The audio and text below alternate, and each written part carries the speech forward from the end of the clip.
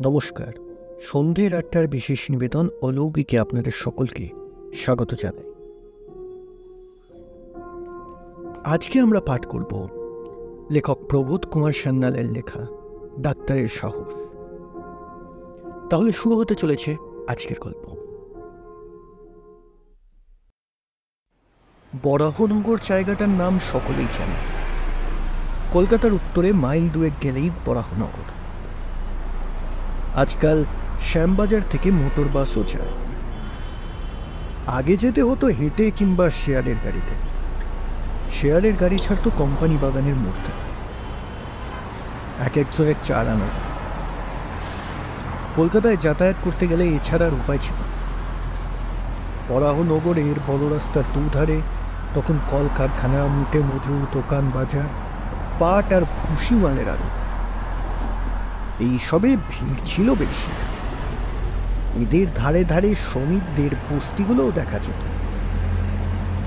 দিনের বেলায় পথে শোরগোল, হইচই, গরুর গাড়ির দল, জন্মজুরের হাল্লা, মালগাড়ির আমদানি রপ্তানি, এমনকি মারামারি পর্যন্তও লেগে থাকত।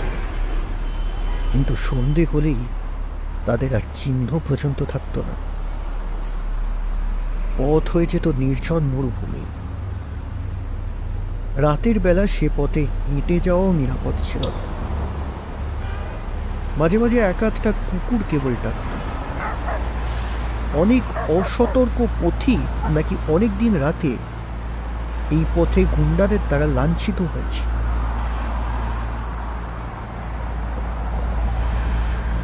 ভদ্রলোক কয়েকজন যে পাড়ায় থাকতেন, সে পাড়াটা গঙ্গার কাছাকাছি। তারা স্টিমারে কলকাতায় আরাধনা করতেন। সকালের দিকে বেরোতেন, আবার ফিরে আসতেন দিনের আলো থাকতে থাকতে। তার একটা কারণ ছিল।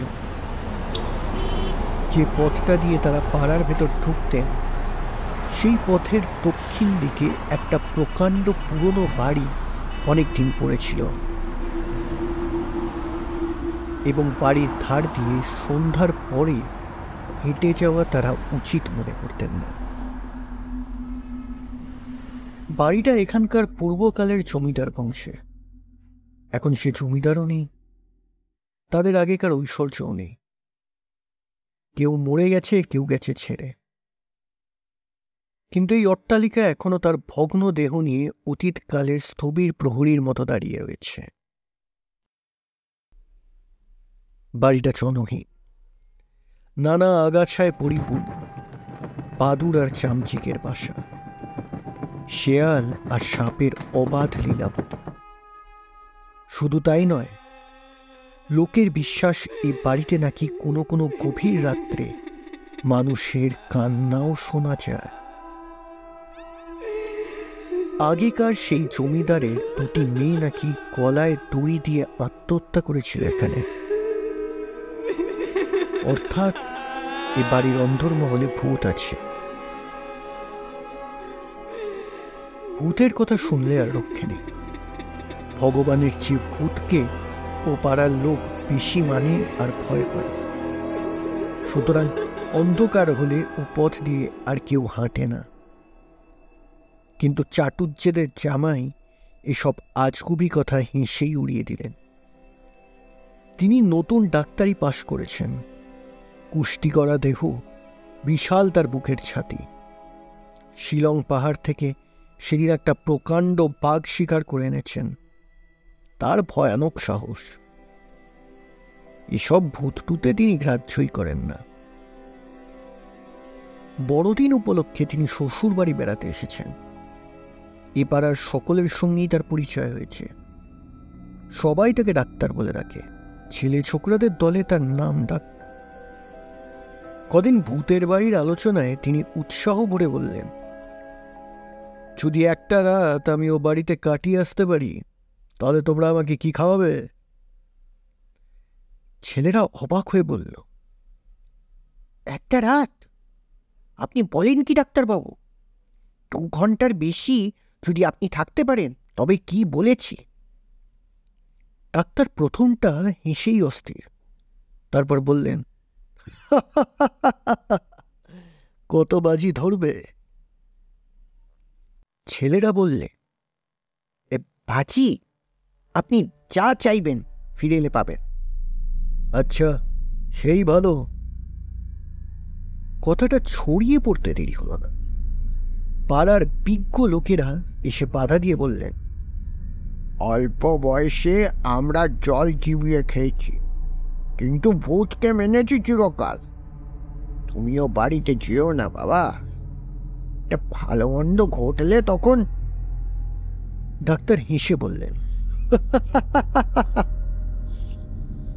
আমাদের জাতের অবনতির একটা কারণ আমাদের ভূতের ভয়।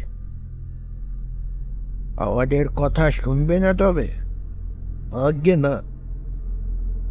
শ্বশুরবাড়ির সকলে কান্নাকাটি করে অস্থির। এমন সর্বনেশের ডাকাত জামাই তাদের না হলেই ভালো ছিল। ডাক্তার বললেন, আমাকে যদি আপনারা বাধা দেন তাহলে ভবিষ্যতে আপনাদের সঙ্গে আমার কোনো সম্পর্ক থাকবে না। শাশুড়ি বললেন, বাঁচলে তো সম্পর্ক, সম্পর্ক যাক বাবা, তুমি প্রাণে বেঁচে থাকো। ডাক্তার কোনো কথাই শুনলেন না। তার বন্দুক আছে, কুকুর আছে, আছে দেহে অপরিসীম শক্তি। তার আর ভয় কি?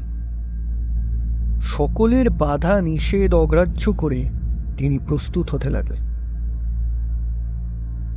সেদিন ছিল অমাবস্যা। ডাক্তার কোট প্যান্ট পরে, বন্দুক লাঠি সোটা হাতে নিয়ে টর্চটা পরীক্ষা করে হেসে বললেন, রেডি। রাত তখন 10টা বাজে। পাড়ার ছেলেরা দল বেঁধে লাঠি সোটা হাতে নিয়ে শোরগোল করে একবার সেই প্রকাণ্ড বাড়িটার ভেতরে তন্ন তন্ন করে দেখে এলো। শীতের দিন, সুতরাং বিছানা এবং আনুষঙ্গিক জিনিসপত্র দিয়ে আসা হলো। বড় একটা ঘড়ি রইল টেবিলের ওপর, একটা জলের কুঁজো আর কাঁচের গ্লাস, একটা লাঠি এবং বলা বাহুল্য কার্বাইডের একটা উজ্জ্বল আলো। টমি, চিরবিশ্বস্ত টমি ছিল সঙ্গে সঙ্গে। কুকুরটা প্রকাণ্ড, বাঘ শিকার করতে সাহায্য করে।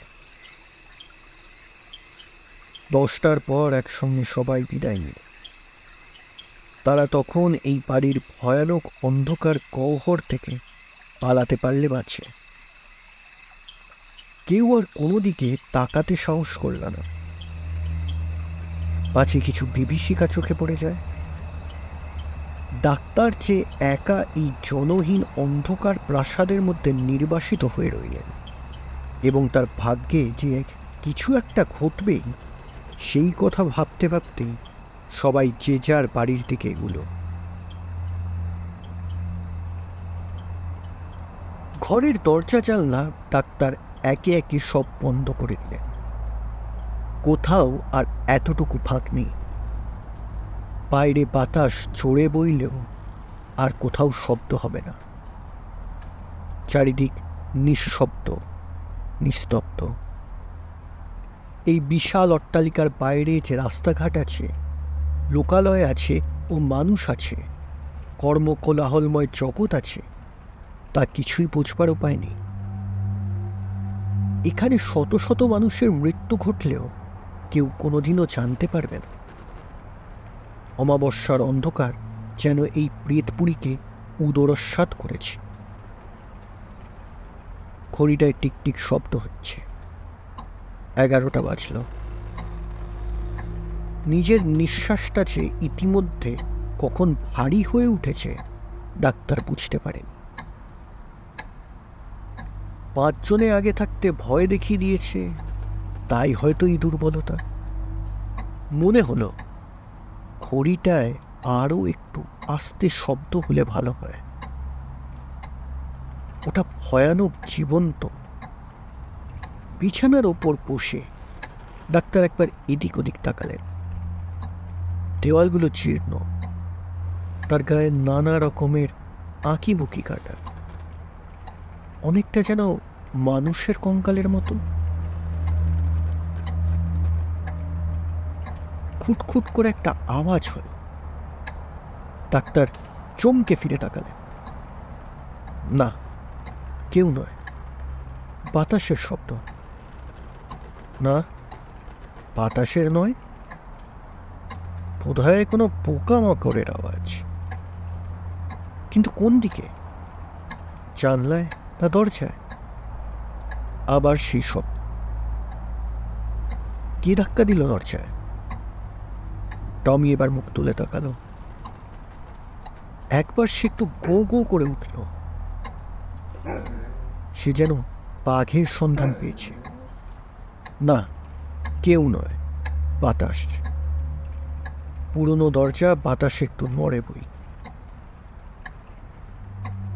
টমি তার প্রভুর কোলের কাছে আবার মুখ নিচু করে পড়ে রইল। ডাক্তার হাত বুলিয়ে দেখলেন তার বন্দুকটা ঠিক আছে কিনা। নিজের হাতটা যেন সহজে আর নড়তে চাইছে না। কেমন যেন মনে হতে লাগলো নিজের ওপর কর্তৃত্ব তিনি হারিয়ে ফেলছেন। তবু অনেক চেষ্টায় তিনি গায়ে ঢাকা দিয়ে শুয়ে পড়লেন। চোখ বন্ধ করবার চেষ্টা করলেও কিন্তু পলক পড়ছে না। চোখের তারা যেন স্থির হয়ে গেছে, পাথরের মতো প্রাণহীন। ঘড়িটা টিকটিক করছে। ওটা যেন জীবন্ত মানুষের মাথা, যেন ওর চোখ, কান, নাক আছে। ডাক্তারের দিকে চেয়ে হাসছে, প্রেতের মতো হাসি। হঠাৎ তার দৃষ্টি পড়ল দেওয়ালের গায়ে। ও কি, দেওয়ালের সেই আঁকিবুকি সেই মানুষের কঙ্কালটা নড়ছে কেন? ডাক্তারের বুকের ভেতরটা রক্ত জমাট বেঁধে উঠল। কঙ্কালের গায়ে মাংস লাগছে একটু একটু করে। হাত, পা, বুক, মাথা, মুখ। উজ্জ্বল আলোয় সেই কঙ্কাল বিরাট দানবের চেহারা নিয়ে দেওয়ালে উঠে দাঁড়ালো। এবার হাত বাড়িয়ে তার দিকে এগিয়ে আসছে। হাত বাড়িয়ে ডাক্তার বন্দুকটা ধরবার চেষ্টা করলেন, কিন্তু হাত উঠল না। কই, বন্দুক তো আর তার কাছে নেই। কে নিল? ডাক্তারের গলাটা কে টিপে ধরেছে? স্বর নেই, চিৎকার নেই, নিঃশ্বাস নেই। তিনি নড়বার চেষ্টা করলেন, কিন্তু সম্ভব হলো না। খাটের সঙ্গে তাকে যেন কেউ বেঁধে দিয়েছে। ডাক্তার জ্ঞান হারাননি, খুব সাহসী লোক তিনি।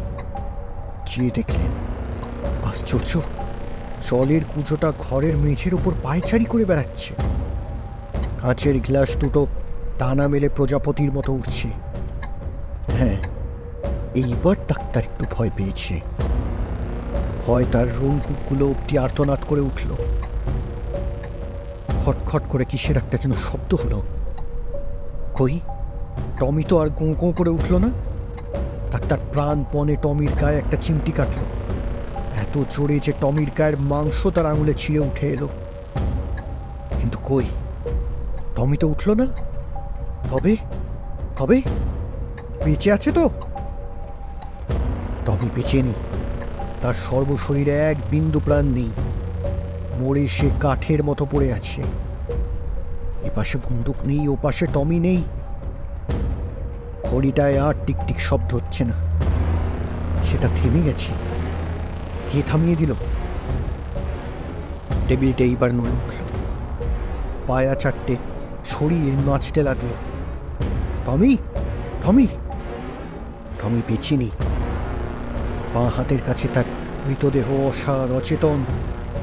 জলের কুচোটা ঘুরছে, কাঁচের গেলাসটা উঠছে, টেবিলটা নাচছে, আর সেই দানবটা হাসছে তার দিকে তাকিয়ে।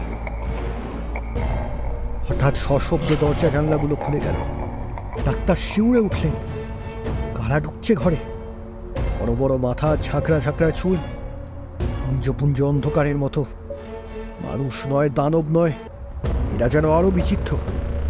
গভীর রাত্রির অন্ধকারে এরা এসেছে কঙ্কালটার সঙ্গে ষড়যন্ত্র করতে। আলো কই, আলো? কার্বাইডের আলোটা যেন পাগলের মতো ঘরের চারিদিকে ছুটছে। কে তাকে তাড়া করছে, কিন্তু পালাতে পারছে না, যন্ত্রণায় ছটফট করছে। যারা ঘরে ঢুকেছে তারা নিঃশ্বাস ফেলছে, দ্রুত নিঃশ্বাস, ঝড়ের মতো তার শব্দ। ডাক্তারের সর্বাঙ্গ হিম হয়ে গেল। তিনি কেঁদে উঠবার চেষ্টা করেও পারলেন না। গলা তার বন্ধ, হাত পা বন্দি, চোখ দুটো অচেতন। দেখতে দেখতে সেই দানবের হাতখানা তার মাথার দিকে এগিয়ে এলো। আস্তে আস্তে মাথাটা ছুঁয়ে সুরসুরি দিতে লাগলো। মাথার সব চুলগুলো দাঁড়িয়ে উঠেছে। হাতখানা কে নাড়াচ্ছে? ডাক্তার আবার চিৎকার করবার চেষ্টা করলেন, কিন্তু সেই হিংস্র প্রেতের দল তার বুকের ওপর চেপে বসেছে। তাকে নিয়ে শূন্যে উঠতে লাগলো। ডাক্তারের মাথাটা ঘুরছে। টমি, টমি, টমি মরে গেছে। কিন্তু হঠাৎ দেখা গেল টমির মুখটাও দানবের মতো বদলে গেছে। টমির নখ বিস্তার করে তার দিকে মুখবাদন করে এগিয়ে আসছে। বিশ্বাসঘাতক তোমার এই কাজ! টমি দানব হেসে উঠল, হারালো তার দিয়ে ডাক্তারের পাঁজর কামড়ে ধরল। হাতখানা শূন্যে উঠছে, মহাশূন্যের ঘন অন্ধকারের দেশে। আরো আরো উঁচুতে দানবের দেশে তাকে নিয়ে যাবে। ভূতপ্রেতের রহস্য রাজ্যে ঊর্ধ্ব দেশে খাটখানা উড়ে যাচ্ছে। দূরে, আরো দূরে। হঠাৎ নিচে পড়তে লাগলো ডাক্তার। হয়তো কোনো মহাসমুদ্রের জলে তিনি আছাড় খেয়ে পড়ে তলিয়ে যাবেন। এ ডাক্তারবাবু, ও ডাক্তারবাবু! দরজায় ধাক্কা পড়তেই ডাক্তারের ঘুম ভেঙে গেল। বুকটা তখনও ধরফর করছে। চোখ চেয়ে দেখলেন সকালের আলো জানলা দরজার ফাঁক দিয়ে ঘরের ভেতর এসে পড়ছে। সর্বশরীর তার তখনও কাঁপছে। ডাক্তার চেয়ে দেখলেন সব ঠিক আছে। সেই আলো, ঘড়ি, টেবিল, কুঁজো, গেলাস, তার বন্দুক আর টমি। গলার আওয়াজ দিয়ে তিনি বললেন, যাই হে, দাঁড়াও দাঁড়াও,